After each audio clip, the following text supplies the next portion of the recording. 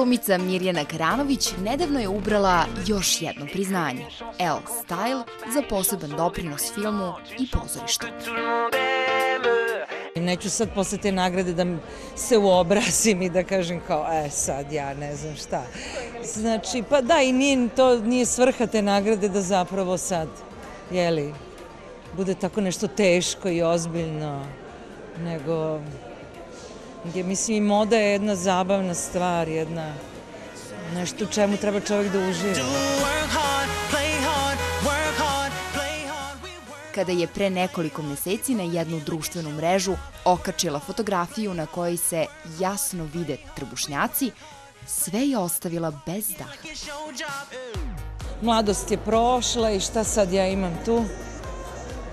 I onda imala sam više kilograma nego sve tu nešto sam kupala novu garderobu i nekako bila sam troma i onda sam mislila ajde da probam samo. Tačno pre 2 godine je to počelo. I niste prestali sa prikupolom mišića? Ne. Ni 4 meseca sam mrzela svaki sekund koji sam provela tamo, ali sam uporno odlazila. I onda je nekako to došlo do te sreće.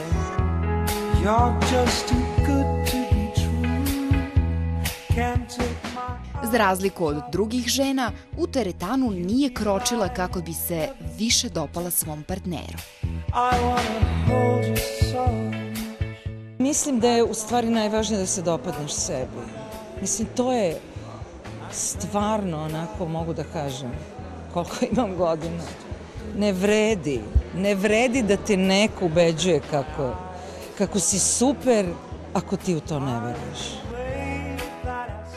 Nakon višemesečnih priprema, Mirjana počinje snimanje filma Dobra žena, na kojem će prvi put raditi kao reditelj. Neću ništa da vam kažem, da ne potrošim. Počinjem da snimam film, znači ustajeću u 5 ujutru i radit ću ceo dan, onda ću ići na spavanje i treba izdržati to svaki dan na nogama. To je baš, potrebne su fizičke pripreme. I sad sam srećna što sam zapravo jaka, što ću moći to da izdržim. Neće me boleti leđa, neću biti ono kao daj da sednem negdje. Glumac Nenad Okanović već je postao miljenik publike u show programu Tvoje lice zvuči poznato, a najstroži sudija je njegova profesorka. Nego star kao na maturskoj večeri drugovi.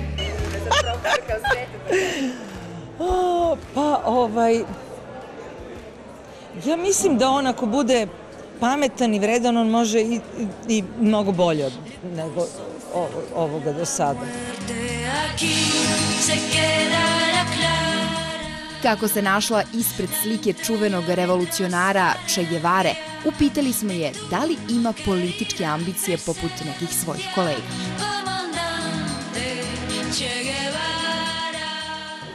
Nemam više ni energiju, ni želju da tu energiju trošim u tom prostoru. Eto, imaću energiju uvek da pomažem ljudima tamo gde je moguće.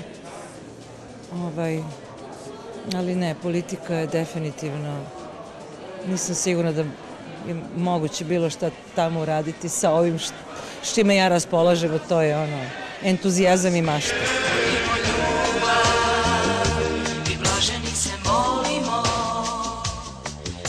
Sledeći susret zakazali smo na setu njenog rediteljskog ostvarenja, a za sve gledaoce ekskluziva imala je jednu poruku.